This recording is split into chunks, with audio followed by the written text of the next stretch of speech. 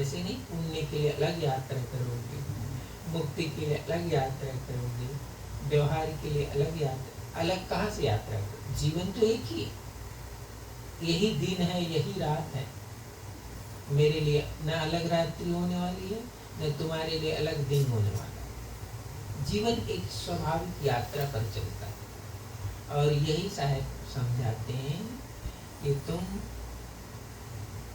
ये ध्यान को छोड़ो, ये ज्ञान को छोड़ो कि इस समय ऐसा होगा, इस समय ऐसा होगा, इस समय ऐसा।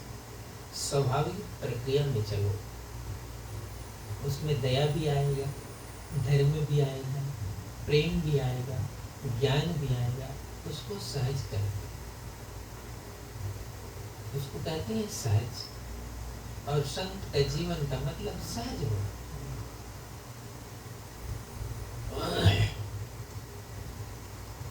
उसमें उत्पात नहीं होता है, सहज होता है। और सहज जीवन स्वयं के लिए भी कल्याणकारी होता है और दूसरे के लिए भी कल्याणकारी। वृक्ष सहज बढ़ा था, पास में आने वाले छाया मिल गई, सेवा करने वाले के लिए फल मिल गया, पशु पक्षियों के लिए भी उपकार हो, वो तो सहज बढ़ा। तुम्हारा जीवन भी जब सहज बढ़ता है, दुख से निवृत्त होकर, प्रपंच से निवृत्त होकर, प्रमाद से निवृत्त होकर जब सहज बढ़ता है, तो उसी में धर्म का भी फल लगता है, भक्ति का भी फल लगता है, मुक्ति का भी फल लगता है और साधन का भी फल। बहुत तुम तपस्या नहीं कर सकते और बहुत तपस्या की जरूरत भी नहीं। बहुत तपस्या की क्यों जरूरत है? तुमने क्या कुछ ऐसा कर दिया कि उसको समाप्त करने के लिए तप करना है? ऐसा तो तुमने कुछ नहीं किया। और ऐसा किया है तो हो सकता है तुम्हें तप करना पड़ेगा, क्योंकि यदि चादर में दाग लग गई है तो उसको केवल सामान्य धुलाई से वो दाग नहीं निकलेगा। अब तुम खुद ही जान रहे हो कि अभी चादर में दाग लग गई, तो दाग जो हटा दे उस लिक्विड को की जरूरत अब तुमको पड़ेगी। और जिसकी चादर में दाग ही नहीं लगी है तो वो सामान्य धुलाई से ही वो चलता है, उसको कोई दूसरी लिक्विड की जरूरत नहीं। साहब यही कह रहे हैं, ये जीवन यदि सामान्य यात्रा से चल रहा है, इसमें कोई दाग नहीं है, तो अलग से कोई केमिकल की जरूरत नहीं है, किसी तप की जरूरत नहीं है, किसी साधन की जरूरत। वो तो उसको जरूरत है जिसने चादर को दाग से भर दिया। और हो सकता है कोई लिक्विड काम ना करे तो वो दाग कभी छूटने वाला। साहब जितने साहब ने भजन कहा, सत्संग कहा, साधन कहा, वो सब इसी चादर हो गई बहुत पुरानी, तो सोच समझ अभिमानी है, ये तेरी चादर पुरानी हो गई है, तुम सोच समझ। और इस पुरानी जो चादर है उसका तुमने यदि अच्छा उपयोग किया है तो फिर अफसोस की भी जरूरत नहीं। इसीलिए साहब कहते हंसते हुए, गाते हुए, गुनगुनाते हुए, जीवन तुम्हें विदा न करे, जीवन को तुम विदा करो। जीवन तुम्हें विदा न करे, जीवन को तुम विदा करो। तुमने बड़ी कृपा की, तुमने बहुत दया की, मुझे एक अवसर दिया। ये जीव कहे इस शरीर को, शरीर मत कहे जीव को, जीव कहे इस शरीर को, ये शरीर मिला और मैं इस शरीर में आया,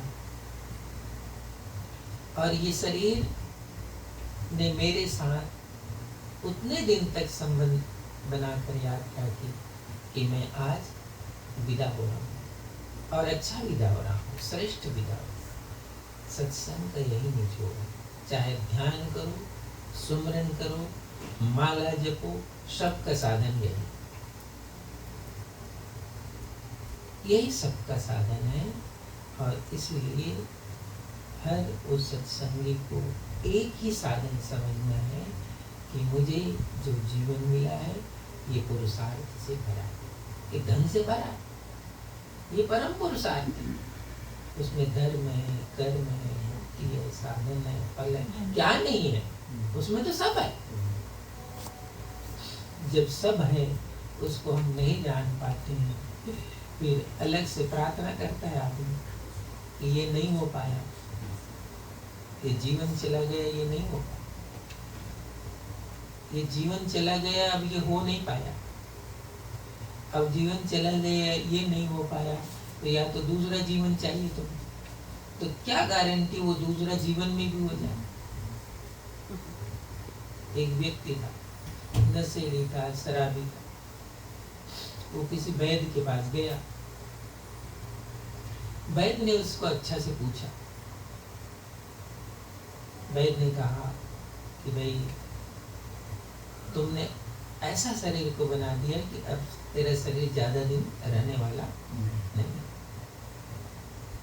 तो अच्छा आदमी हो तो और गड़बड़ आदमी हो तो शरीर का मोह तो सबको होता है।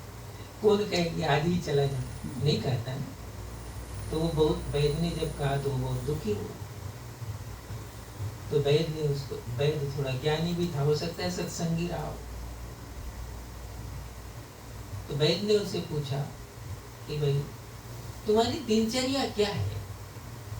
तो अपनी दिनचर्या बता दिया। तो वो तो नशेड़ी था, नशे की गिरफ्त में रहता था, रोज नशा करना, ये करना उसकी आदत थी। तो उसने कहा कि 2, 4, 10 साल तुम्हें मिल भी जाएगा तो तुम तो कुछ परिवर्तन करने वाले नहीं हो, ऐसे ही पियोगे, ऐसे ही बीतेगा, तो तेरे और अधिक जीवन का तो कोई मूल्य नहीं है। मूल्य तो तब होता कि कुछ परिवर्तन होता। अब जब परिवर्तन ही नहीं होना है तो 2, 4, 5 साल का क्या मूल्य है? कोई मूल्य नहीं है, कोई परिवर्तन नहीं है।